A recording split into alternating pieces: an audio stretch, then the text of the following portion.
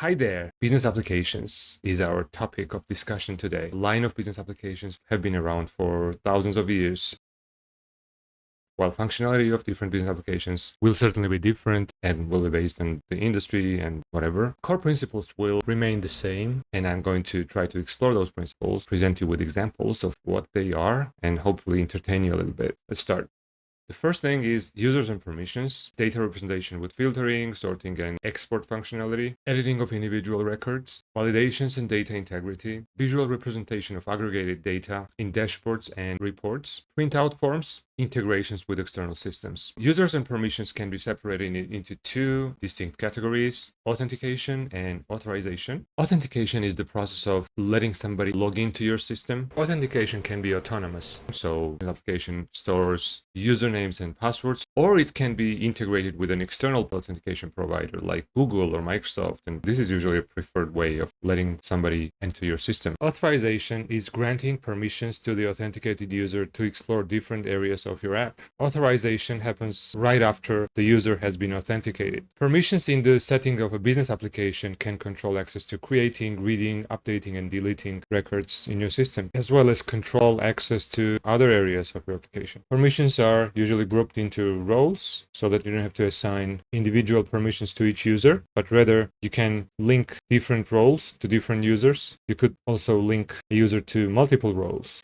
I like to separate permissions into two categories: vertical permissions and horizontal permissions. Vertical permissions allow access to certain types of data based on their values. So in essence, you define a criterion by which you let users access certain parts of the system, whereas horizontal permissions is letting users access your system unconditionally regardless of the data that is being shown. So the next category, data representation with filtering, sorting, and exporting, we need to have a way to show a list of items for a particular type. That list should also allow us to filter by their different properties like their name or their identification number, sort by individual columns, and also export that data. When we talk about a list representation of data, we usually think about columns or properties. You may want to add new columns or remove existing columns or rearrange those columns. Filtering, sorting, and exporting could be thought of as a cohesive unit, so to speak. Editing of individual records is the next area. Can be thought of as opening a detailed view